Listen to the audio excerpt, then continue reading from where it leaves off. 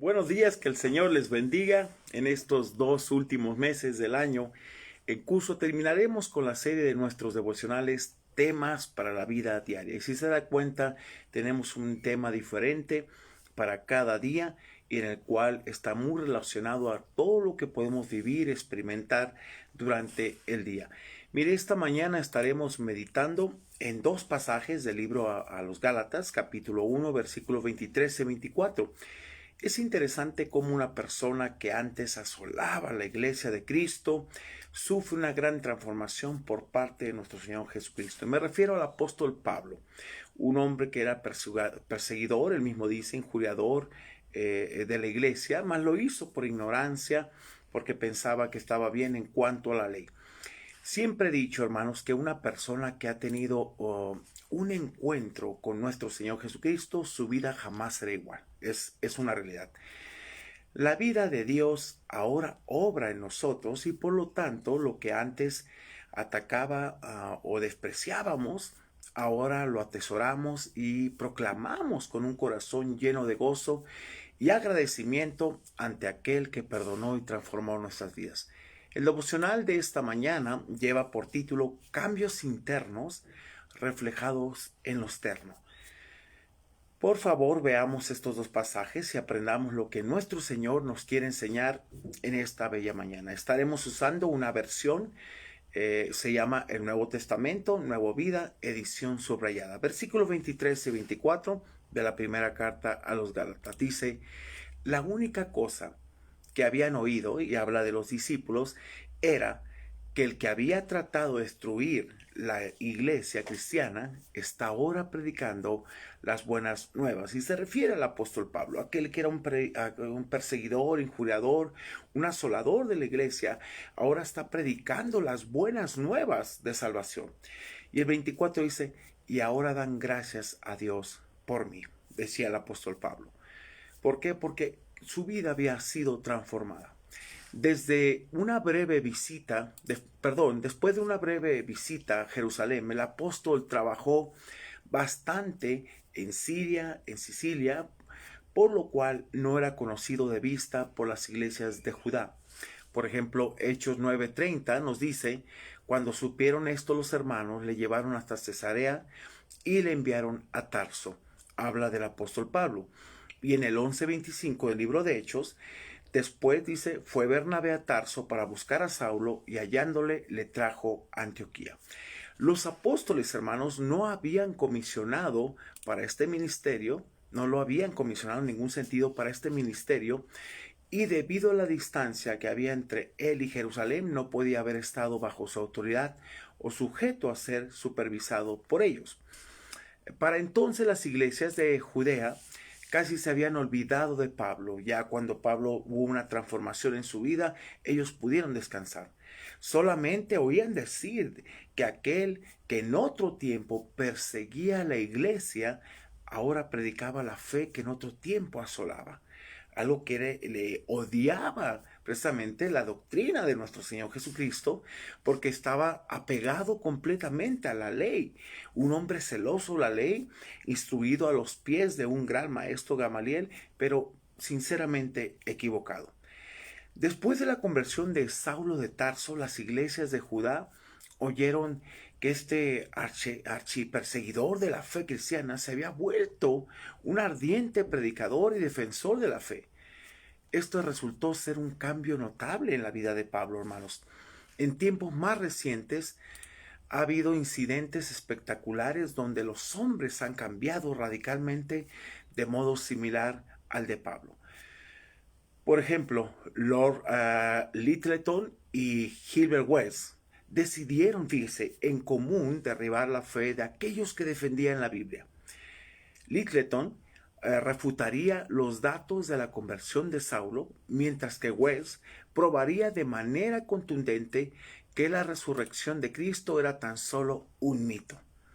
Ambos reconocieron que no sabían mucho de la historia bíblica, pero decidieron, fíjese, vamos a ser honestos, debemos al menos estudiar la evidencia, dijeron. A menudo conservaban durante su trabajo sobre los temas que traían entre manos. En una de estas conversaciones, Littleton le abrió el corazón a su amigo y confesó que comenzaba a sentir que había algunos relatos. Fíjese qué interesante. El otro explicó que había sido sacudido por los resultados de su estudio.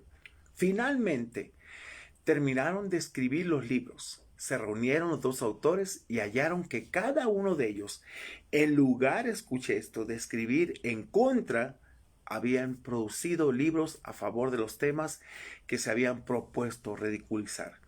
Estuvieron de acuerdo en que después de investigar, hermanos, toda la evidencia, precisamente como expertos legales, no podían honestamente sino aceptar que el registro bíblico establecía como ciertos ambos temas. Frederick Wood, el libro de Lord Littleton llevó por título La conversión de San Pablo y el de Weiss, la resurrección de Jesucristo. El incrédulo, precisamente Robert Ingersoll, desafió a Lew Wallace, un agnóstico, a escribir un libro que mostrara precisamente la falsedad del registro con respecto a Jesucristo. Wallace, hermanos, empleó años precisamente investigando el tema con gran pesar de su esposa, que su esposa era creyente. Comenzó a escribir y cuando había terminado casi 4 capítulos se dio cuenta que los registros referidos a Jesucristo eran ciertos. ¿Sabe lo que hizo este hombre? Cayó de rodillas en arrepentimiento y confió en Cristo como su Señor y Salvador. Mas también escribió el libro, fíjese, es interesante, de Ben-Hur, donde presenta a Cristo como el divino Hijo de Dios. ¿Recuerda ustedes el llamamiento del apóstol Pablo? Cuando el Señor le dice, Pablo, Pablo, ¿quién eres, Señor? Soy Jesús, a quien tú persigues. Duro te es dar patadas contra el aguijón. Pablo, te vas a pinchar. Pablo, tú mismo te vas a desarmar. Vemos el ejemplo de estos hombres que queriendo precisamente desacreditar la resurrección, la vida de Cristo, terminaron convirtiéndose al Señor. Por eso digo que todo aquel que tiene un encuentro con el Señor, su vida cambia por completo. Hermanos, mire, también otro hombre, Frank Morrison, deseaba escribir una historia con relación a Cristo, pero ya que no creía en los milagros, decidió limitarse a los 7 días que conducía a la crucifixión. Sin embargo, a medida que estudiaba los registros bíblicos, extendió el tema hasta la resurrección. Convencido ahora, fíjese, ahora que de que Cristo había resucitado verdaderamente, le recibió como Salvador y escribió el libro ¿Quién movió la piedra? ¡Wow! Interesante cómo estos hombres trataban de destruir la evidencia y una evidencia clara de su resurrección y terminaron en verdad convirtiéndose al Señor. Mire, y este libro que escribió, ¿Quién movió la piedra?, cuyo primer capítulo se titula El libro que se negó a dejarse escribir. ¡Wow! Es interesante, ¿no? Mire, la Biblia es viva y eficaz y más cortante, dice, que toda espada de 2 filos. Ella misma es su mejor confirmación. Los que la atacan y ridiculizan deben afrontar la posibilidad precisamente de que algún día creerán en ella y vengan a ser defensores más devotos. Y así era. Mire, personalmente yo me burlaba de amigos que me compartían de su fe. Y recuerdo que los trataba de ridiculizar, pero siempre fueron pacientes y amorosos. Hoy bendigo sus vidas, créame, y me alegro de haber conocido a aquel que lo dio todo por mí y cambió mi vida en una manera increíble. Ya se le habló hace 28 años. Yo me convertí a los 22 años. Y aunque ya estoy en el 5.º piso, pero déjeme decirle que por la gracia de Dios he vivido siempre obedeciendo y sobre todo buscándole, conociendo a aquel que cambió mi vida y no me arrepiento. En un tiempo, cierto, me burlaba y todo, pero después qué gozo me dio ver a aquellas personas que me compartían, sobre todo en el Señor, y verlos con gusto y decir, sabes, gracias, la semilla que sembraste hoy tiene fruto. Y gracias a Dios por ello. Hoy proclamo, créame, su nombre y vivo para Él. Por eso he llegado a la conclusión de que toda persona, hermanos, que tiene un encuentro real y personal con Jesucristo, jamás, escúcheme, jamás será igual. Quiero que pienses en esto, por favor. Si tu vida no ha sido transformada después de haber conocido al Señor, entonces no hay conversión sincera. Y tienes que pensar eso. Dios es real y no hace obras a medias. O eres transformado o simplemente cambiaste de religión. Una persona que no es transformada internamente y se refleja en lo externo, simplemente cambió de religión. Y hay mucha religiosidad en las iglesias hoy en día. Esta pandemia vino a revelar lo que verdaderamente había en el corazón del ser humano. Y con tristeza lo digo, pero muchos se vinieron abajo porque su fe nunca estuvo en Cristo. Su fe estaba en lo que podían ver. No andaban por fe, sino por vista.